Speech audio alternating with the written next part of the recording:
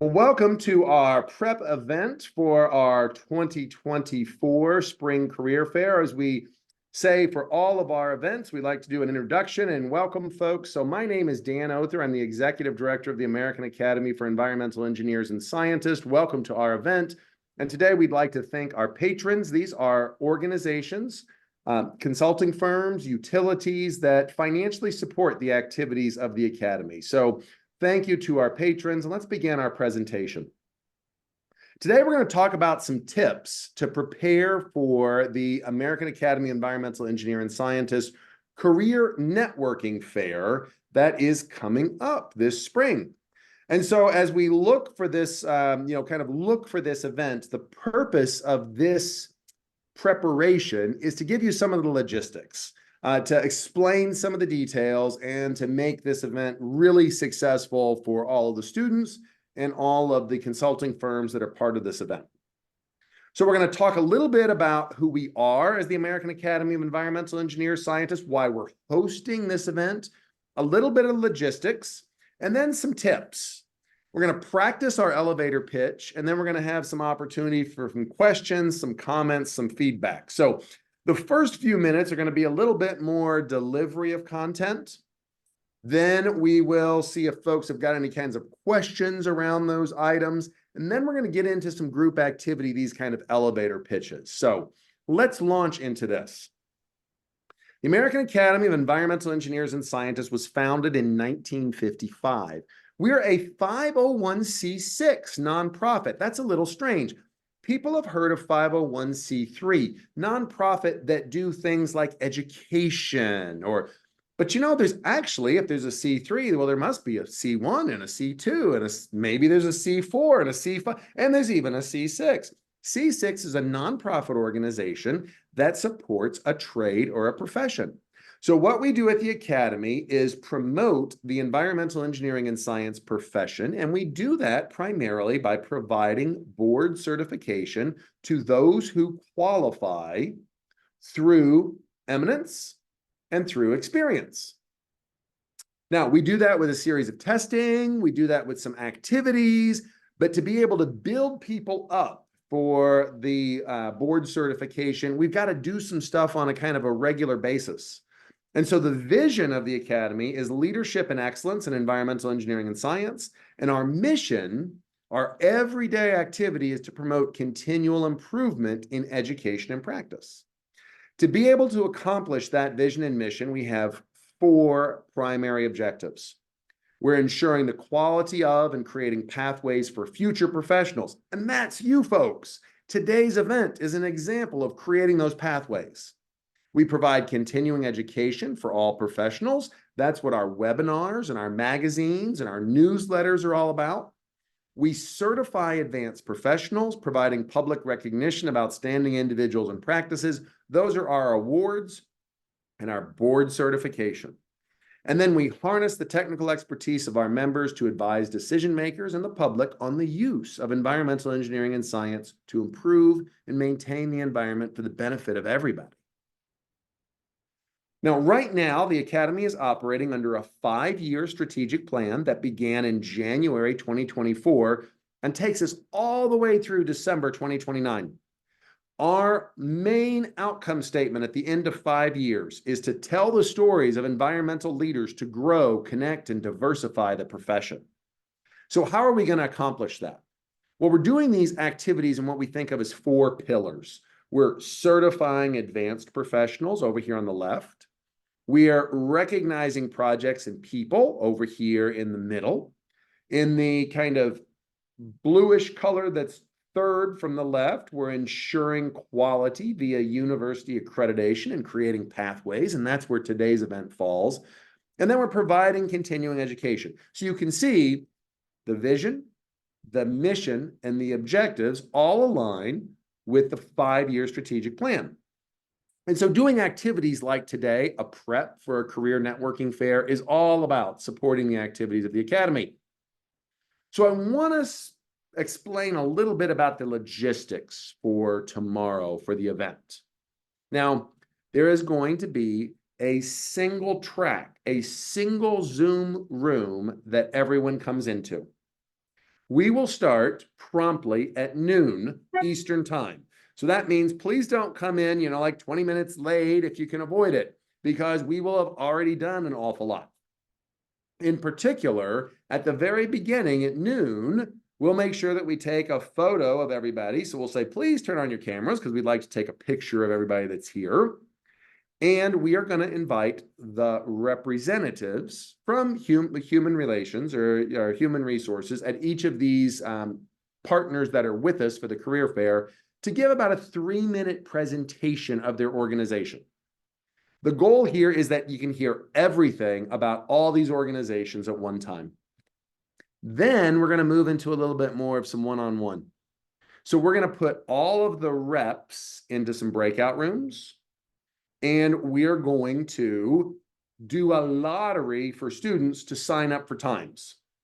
Now you'll notice we'll use a random number generator. And so when we've got the list of students who are here and we see who actually is at the event at the time, we'll run the random number generator. And if you're number 7 on our list and number 7 comes up, we'll say, okay, number 7. And it might be Lily, or it might be Ryan, or it might be Oladipo, or whomever comes up as that first person. We'll say, what slot would you like? And when you pick a slot, you're saying, here's the organization and here's the time I want to begin. Now, we realize that some people, noon Eastern worked best. Some people 1 p.m. Eastern, some people 2 p.m. Eastern, because we had a variety of different people indicate what works best. We know you're on Zoom. We know you're busy people. So feel free to have other stuff available to help occupy some of your time. But when we run the random number generator, it'll be an opportunity to get people started in this kind of like what they would call in golf, a shotgun start. Different people will be starting at different holes through the 18-hole golf course. So what would this look like in practice?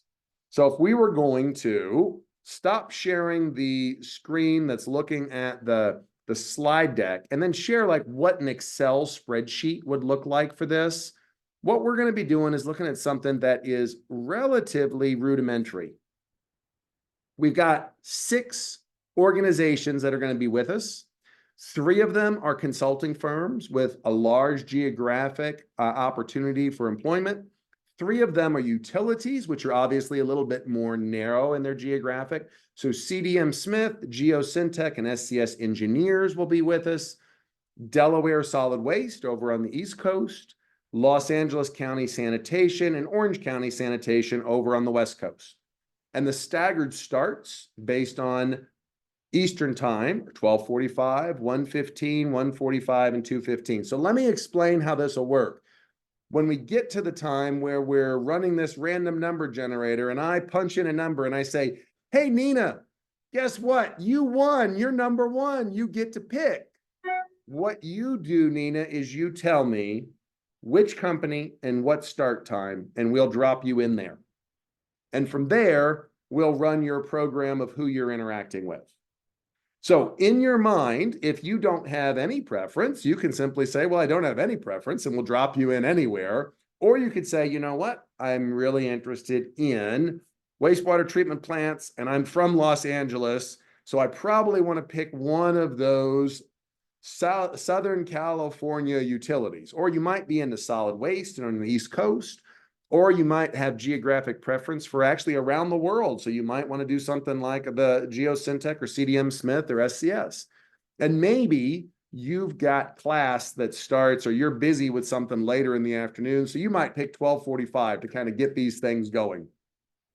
Or perhaps, Nina, you've got like a thing that you've got to do at 1, but you're actually free around 2. So you might want to, even though you're the first person with the first pick, you might pick the 2:15 start time. Does that make sense to folks? You don't have to pick early. You don't have to pick late. It's just we'll go through this relatively quickly. We'll explain it tomorrow, but it'll be like, okay, Helen, you're number 2. What do you want? And okay, Ryan, you're number 3. What do you want? As the times fill up with names, obviously they're not available for other people, right? Because there's only going to be 1 name in each one of those slots, and people are going to move forward. Once we have that schedule set up, then there are a couple of options. You'll be moving through that schedule in that staggered start, and We'll be in Zoom. For those that aren't in a room meeting with a professional, we'll have some opportunity for buffer. We'll have some opportunity to chat. So if you're hanging out in the bullpen, if an opening comes up to meet with somebody, you'll drop into that opening. Now, pre-feed, let's think about this. That's the staggered start, right? It just gets you in the right spot. The question is, how are you going to move in that spot? So what we're going to do is we've got these 6 HR reps. So once we get people started in those staggered spots, what we're going to do is just, after 7 minutes time, advance you to the next person.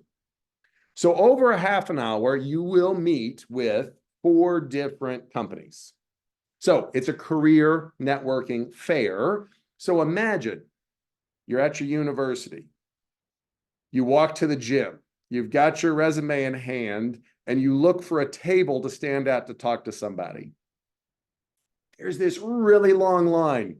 So you move to a place where the line's a little bit shorter, even though you'd really like to talk to this particular firm. That's the career fair at a university. We've got a similar system set up here. It's not identical, but it's similar.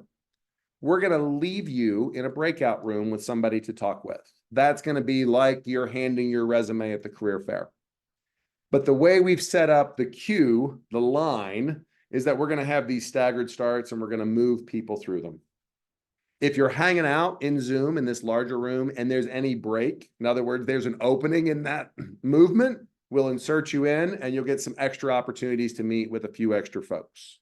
And so the goal here is to give you maximum opportunity.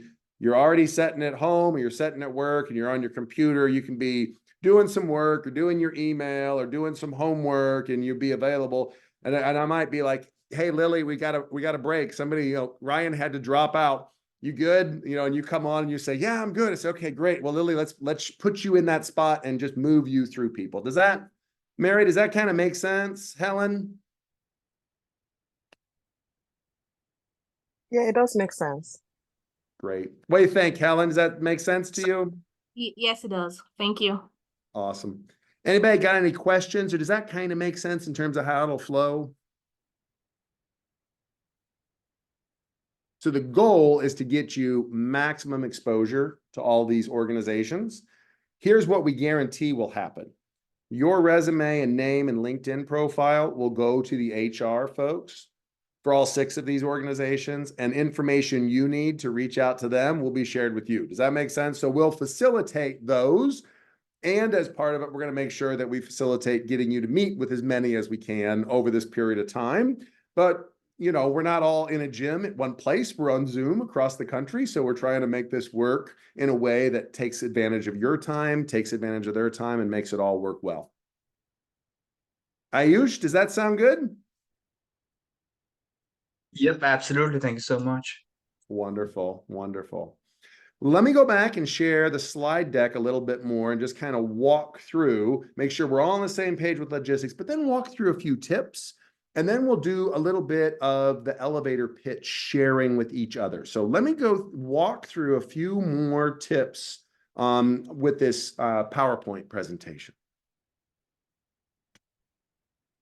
So just so that we're all on the same page, right? We'll do that welcome at noon Eastern. We'll take a group picture. We will have all these companies give their 3-minute pitch about who they are and why you're interested in them. And then we'll move those reps to their breakout rooms. We'll do this lottery where you get a random number and we say, hey, next person, what slot do you want of what's available? And then once you're in your slot, you'll meet with somebody and you'll advance to 3 additional people. Feel free to hang out before or after. But let's say, Nina, you put down that you want to start at 1:45. Well, it literally means you could go grab lunch for 60 minutes if you want to, but we would ask you to be back at 1:45. What do you think might happen if you're not back at 1:45 to start? Well, if Lily's around and she's sitting in the bullpen and you're not here for your start, we will insert Lily and make progress, right? So the goal here is to make sure people are meeting with those reps constantly, but we also want to be sensitive to your time and help balance what you guys have going on. So the starts will be at noon for everybody all together, but then we'll have the staggered starts for the one-on-one at 12:45, 1:15, 1:45, and 2:15, all times Eastern. So what are some tips? Well, let's think about some of these things that kind of are important, that matter when we are engaging in these kind of online career fairs. What do you look like on Zoom? Like, how good is your camera quality, your mic quality? What's the lighting look like? Are there dogs barking in the background? Do you have a giant window that's lots of light behind you? Do you have your dirty laundry because you didn't do a Zoom background, right? Everybody is going to have whatever their preferences are. But remember, you're making a first impression on somebody who might have a job. So everything from how your name appears, you'll notice I use Daniel Other, and then I put some credentials: professional engineer, board certified environmental engineer, board certified environmental scientist. I do that because my mom always wanted me to write Daniel. But then I always go by Dan. So it gives me a little opportunity to talk to people. Every time somebody says to me, "Oh, Daniel," and I say, "You know," and my friends can feel free to call me Dan, it gives me a talking point at the beginning of my conversation. Or sometimes people might ask, well, what exactly does PE mean? It's your choice. Think about your choice of your background. Think about your choice of attire. Nothing wrong with kind of the polo top or blouse. Nothing wrong with a necktie, whatever it is you're looking for. But your first impression on Zoom, everything from your background. For example, if I stop my video, you'll see a little picture of what I have up for me when I'm on Zoom. Now, it doesn't mean that you have to look like that. It means that's how I have mine set up. You might want yours blacked out with showing nothing, or you might want it to show your face. So as you adjust what's in the background, whether it has logos, etc., just think that's going to have an impact and impression on folks. When I do stuff like the polo, I try to use like one that's got the Academy logo on it, just to try to match it up. You might have one that's got the school you're studying at on. You might, in your name, want to modify it. Like maybe you want to write, Lily, and then afterwards put what school you're at. Or you may want to put when you're employable, right? Graduating May 2024, or looking for internships. Think about how your first impression is going to matter. When you come across, you want to come across as positive, that you're interested and you're engaged and thoughtful, you've got questions. You don't want to come across as desperate, overbearing, a know-it-all. When they ask you a question or when they are interacting with you, you want to come across as a person they would like to work with. And here's why some of this is important. We want to leave these quick chats with a few things, like how do we get in touch for follow-up? You need their contact information and they need your contact information. So be sure that you've exchanged that. Be sure that you've got a decent looking LinkedIn profile that you're sharing with them. Make sure that your resume is set up on LinkedIn, so if they would print it out as a PDF, it actually might look good if they passed it on to somebody. Think about what your online presence looks like. And so if I stop share here and I just go to kind of like online in general and say, well, what exactly does something like that mean? I mean, what does it mean to think about my online presence and what something like that looks like? Well, if I were to go online, let me see if I can find it here. If I'm to go online and I was gonna just, let's say, Google Dan Other and see what I would get, it would look like this. You would be able to find articles about me and profiles about me. Now, if we put in Oladipo, we may or may not find that you've got a lot of stuff online, but you can be very confident that at some point in time, an HR person is going to type your name into Google. And if the first thing that pops up is your beer fest at the beach, well, that's maybe not what you want them to see on Google. So if you are like got this incredible TikTok portfolio that's maybe not as professional as you'd want it to be, you got to think about how do you play a good offense for a good defense? How do you populate your online presence so that what people see looks professional, sounds professional, when they go to your LinkedIn profile, they look at it and they're like, okay, this is, now if you're ever wondering on LinkedIn, how do we do these weird things like put a title in the LinkedIn or put credentials in LinkedIn? It's just the name. There is nothing more than your first and last name for LinkedIn. But what you can do is use your first and last name to add a little bit of subtlety. The downside is when somebody searches for your name, they won't find it quite the same way. The upside is that when your name displays, it displays some credentials at the same time. So there's pros and cons for all this stuff. But what somebody's going to do, let's say when they go to your LinkedIn profile, or what you might want to do with your LinkedIn profile is that, are you aware that you can save it as a PDF or build a resume from your LinkedIn profile? It's not uncommon for recruiters to look up somebody at LinkedIn and to put that into a PDF that they attach for somebody else to look at. So be sure that you go to your LinkedIn profile, print the build a resume or save as PDF and see what it looks like. And if it looks horrible that way, maybe it's worth adjusting what's online. Sometimes less is more. Sometimes less is more. If you're wondering, how do I add stuff to my profile so that folks are like, you know what, this person's awesome? We've got an opportunity for you. We are always looking for stories about our members. Your students. Student members are free and student members' stories are important. So if you have stories that you'd like to get highlighted because they'll appear in a Google search or they will be able to be put on your LinkedIn profile, we do things like podcast, we do things like social media takeovers, we do things like social media posts, we have a monthly magazine we put out, we have a quarterly magazine, we run videos where we do webinars. And so, you know, you might want to have your story shared as a podcast, like this one from Israel. In 1955, the Academy was and is an organization of people. It's a group who identify strongly with excellence and leadership in environmental engineering and science, and who show the world that they are leaders through their specialty certification. The purpose of these podcasts is to give us an opportunity to see and hear ourselves in the Academy, to learn more about our colleagues that are members of the American Academy of Environmental Engineers and Scientists. And today we have two Academy members with us. We have Israel Hodges, who will be our interviewee, and we have Anastasia Rudenko, who will be managing the interview. Israel, Anastasia, thanks for joining us. Anastasia, I turn it over to you. Hi, everyone. I'm Anastasia Rudenko. I am an associate with GHD out of Hyannis, Massachusetts, and I focus on nutrient management planning projects out here on Cape Cod and southeastern Massachusetts. And I'm very excited today to be talking with Israel. Israel, would you like to introduce yourself?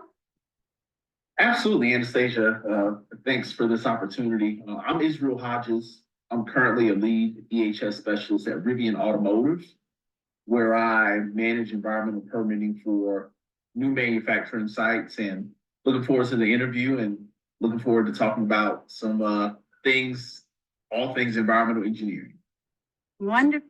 So maybe you'd like to be part of a podcast, or maybe you've got a story to share. And so this is one that we just posted yesterday, a student story as part of National Engineers Week. So Jolie is a senior at the University of Missouri, and she described herself and her experience. Her experiences with family and spirituality, friendships and curiosity have defined my intellectual development. My mother's feminist values, my father's rational optimism, my grandparents' immigrant roots instilled in me a profound work ethic. I have internalized those opportunities I unlocked with hard work, coupled with a sense of humility regarding unearned privileges. Both at home and in class, the enrichment I gained from my religious heritage cannot be understated. Confronting dialectical polarities in religious texts encouraged me to embrace contrasting viewpoints and synthesize them to cultivate a comprehensive picture. For me, embracing the devil's advocate perspective extends beyond friendly debates to how I conduct myself in every personal and academic situation. When we share stories like this online, right, it's not that we've got to have that same story.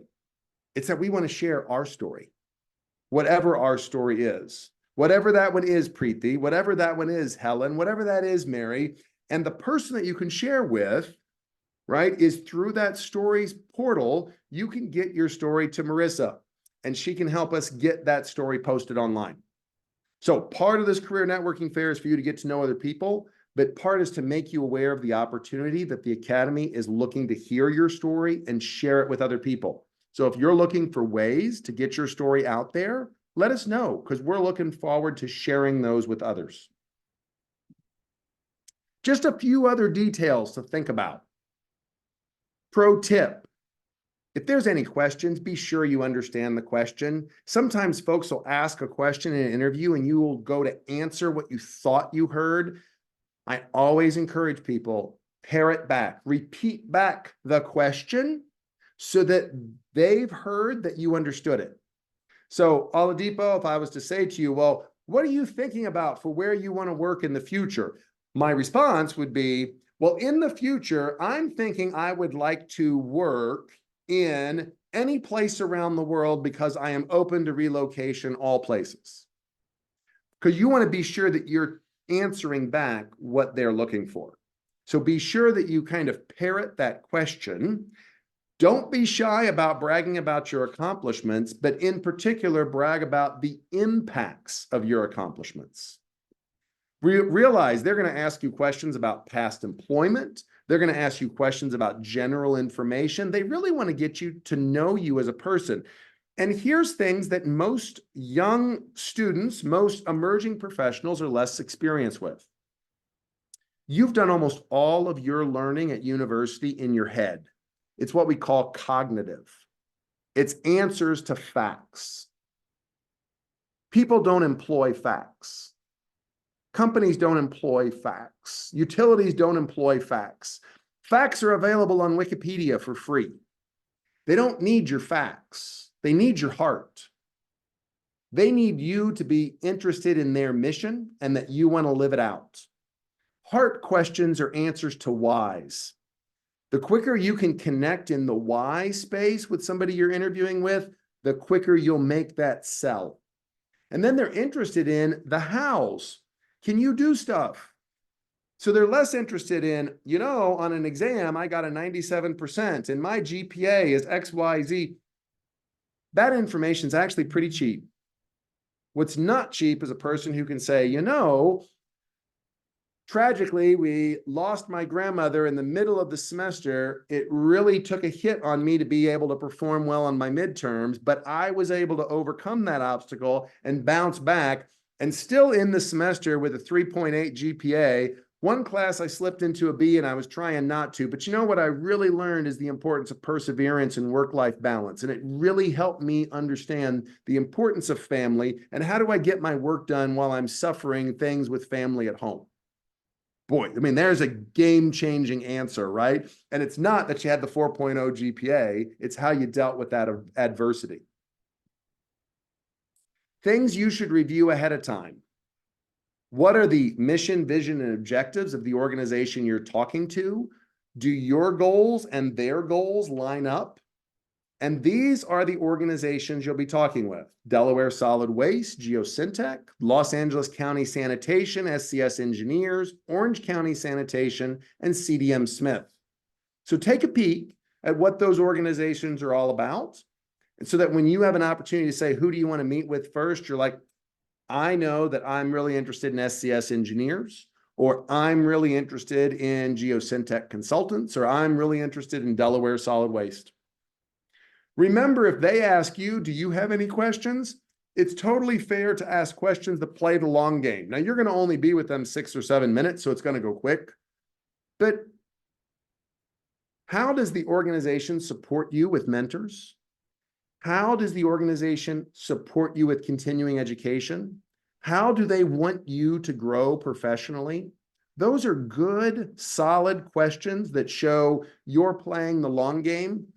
You're not only interested in what's the bottom line salary, you're interested in, is this an organization I can be with for a long time?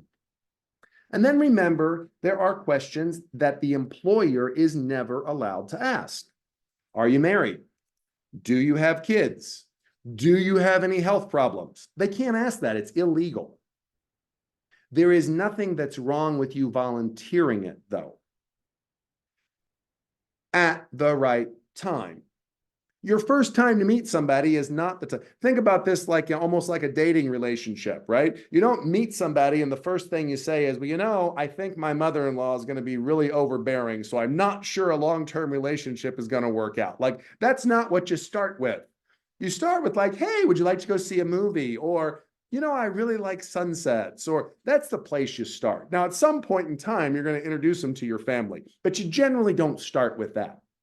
So beware. You can get into a long-term discussion about working with a company, but if you've got things like you need health insurance because you've got a particular situation, or you need childcare, or you need elder parent care, or you need flexible work hours or schedule, there's not a lot that they can do to ask, but there's a lot you can do to disclose and tell about that at the right time. Once they're showing an interest in you, then that's the right time to see if it's the right fit. So let's practice some elevator pitch. Everybody familiar with what an elevator pitch is? You're going to take a minute or two to write down for yourself, what is an elevator pitch? Now you can write it down or you can get it in your head, but here's the things that you want to do. You want to be able to quickly be able to describe your name and your school, your field of study, when you're thinking about graduating and your degree, and then just that like 30 to 45 second blurb about who you are and what you're looking for. I'm going to stop my share here in a minute and invite you to turn on your cameras, turn on your audio, and I am going to put you in breakout rooms of pairs, and I'm going to ask you, pitch yourself to each other. Do your elevator pitch to each other. I'll leave you there for a couple minutes so that you can hear the other person's pitch and you can give them some feedback. Your feedback might be like, you know, that's a really great pitch. It totally landed with me. Or you might say, you know, there's some really good strengths, and here's some things you might want to consider improving or changing. We'll do a round robin so everybody gets an opportunity to hear from each other a little bit in a couple of these pitches. And this is to kind of break the ice and get us into what it's going to feel like tomorrow.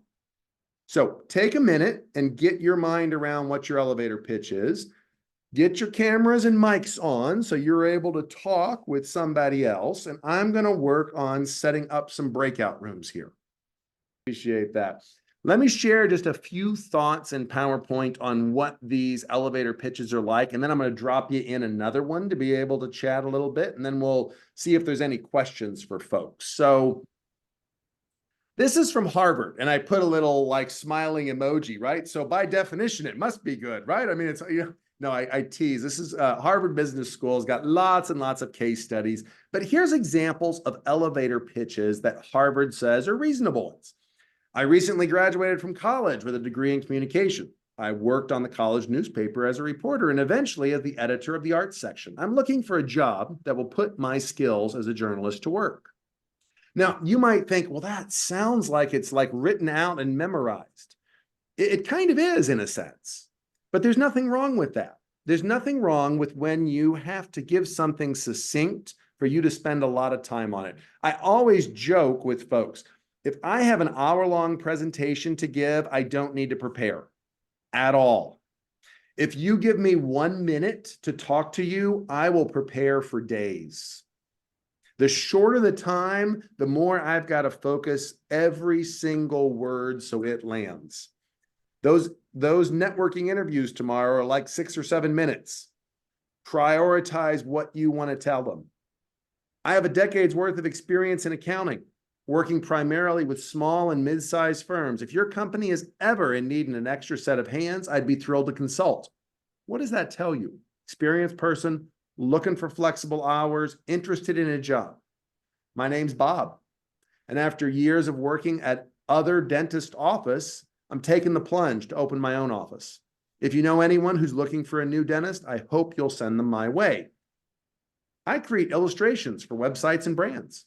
My passion is coming up with creative ways to express a message and drawing illustrations that people share on social media. I'm a lawyer with the government based out of DC. I grew up in Ohio though, and I'm looking to relocate closer to my roots and join a family-friendly firm. I specialize in labor law and I worked for ABC law firm before joining the government. People want to hire you when you're relocating for a reason. If you said, you know, I've got ailing parents who are sick and I have to move back to be close to them, is that the pitch that's going to say, oh, well, let's hire them so that they can be busy out of the office taking care of someone? So you want to put the best spin on what you're asking for. My name's Sarah. I run a trucking company. It's family owned. We think the personal touch makes a big difference to our customers. Not only do we guarantee on time, but my father and I personally answer the phones. It's not an automated system. What are some of the key words here? In my view, they are talking about specific jobs. I was a reporter and I moved up to an editor. That shows a progression of experience. I have decades worth of experience. I have years of working with others and I'm opening my own business. These things show things about you, traits, my passion. I grew up in Ohio. I'm looking for a family-friendly firm. You notice nowhere in here is somebody saying, I have a 3.9 GPA or I can use an Excel spreadsheet. It's talking about important things that matter to them, again, in that affective domain, heart, the whys, and the hands, the how, the what they can do. There's not a whole lot of head stuff in here. And it's important as students, particularly early career, to understand a lot of the stuff you've learned in school is not what they're ultimately hiring you for. They're hiring you for things that you can get across quickly in what we're calling this elevator pitch. So here's some rules. It's a sales pitch. Be sure you can deliver it in 60 seconds or less. Elevator pitch means you stand on an elevator with somebody, the doors close, and before they reopen, you've convinced them to hire you. You want to focus on the essentials. Say who you are, what you do, and what you want to achieve. You want to be positive and persuasive, and you want to practice. You want to practice. You want to practice. Welcome back, all. Appreciate it greatly. All right, so I'll go back over to my PowerPoint deck here and share real quick, and just to make sure that we're all on the same page, right? So where we're at in terms of today's event is that we're at the section where there's opportunity for asking some questions, to give us some comments or feedback. So I'm going to stop share so that we're all kind of getting on the same page. But this is the opportunity for questions, comments, feedback for us. What I'm going to ask, I know Preeti had a question, so I'm going to ask her to re-ask that one. But here's the deal. If you need to go, feel free to go ahead and take off to your next thing. If you've got some time, I will then reset up breakout rooms another time so that you can get a chance to meet yet another person and pitch your little. So if you're scurrying off to your next thing, feel free to go. But otherwise, for those of you that have any questions or comments, we'd love to hear them. And then I'll set up a final opportunity for a breakout. So Preeti, you had a question, which was really important for everybody to hear.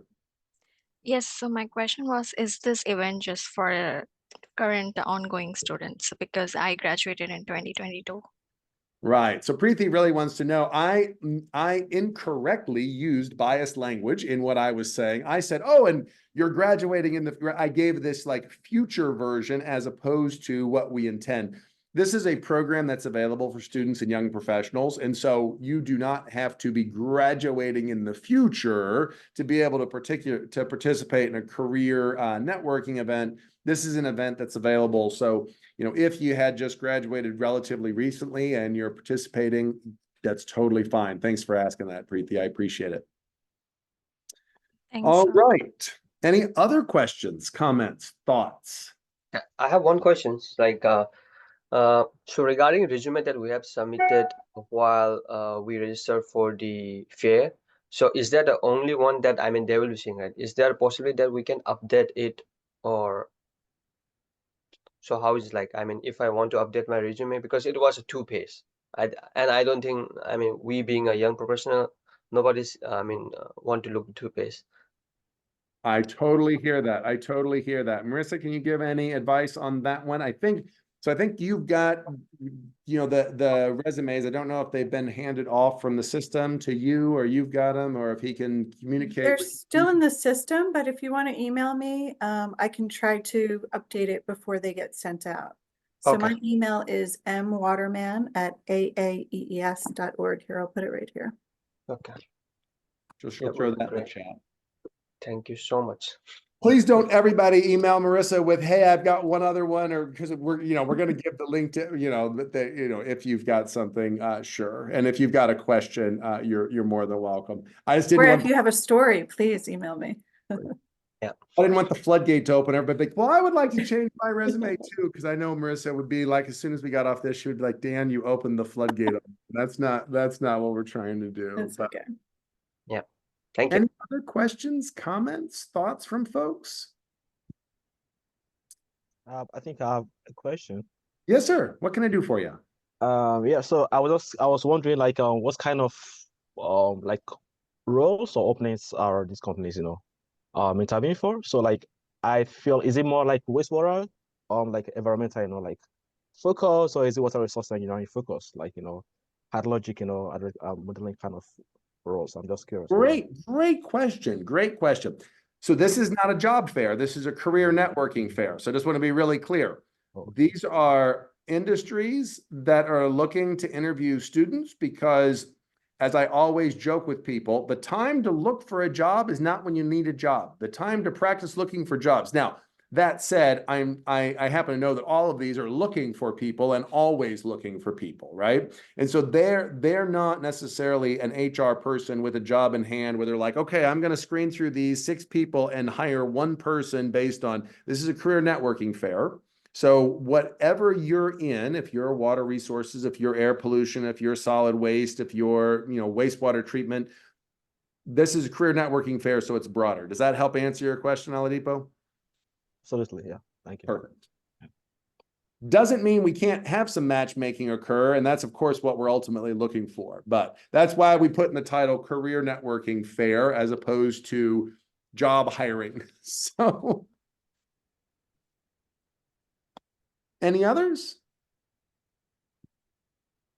Well, what I'm going to do to help folks have an opportunity to engage is I was going to create one more set of breakout rooms. So they're open. One set of rooms has 3 people. The others have 2 people. Please feel free to go down there, enjoy chatting with your colleagues. And when you're done, feel free to go ahead and log off. Thank you so much for joining us today.